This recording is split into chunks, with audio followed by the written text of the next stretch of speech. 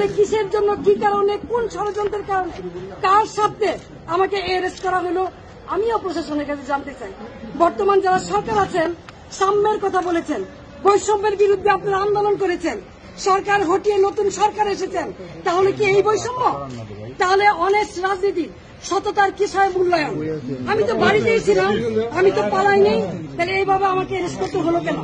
সেই জবাব জনগণের কাছে চাই, জনগণের দিকে।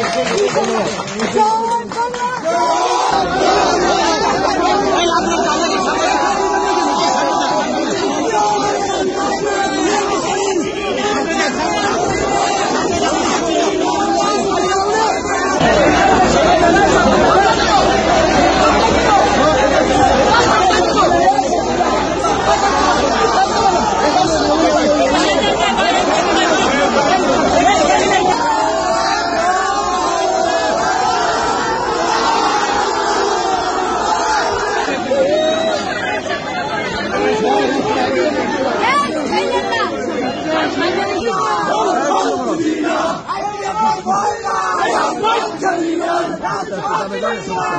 not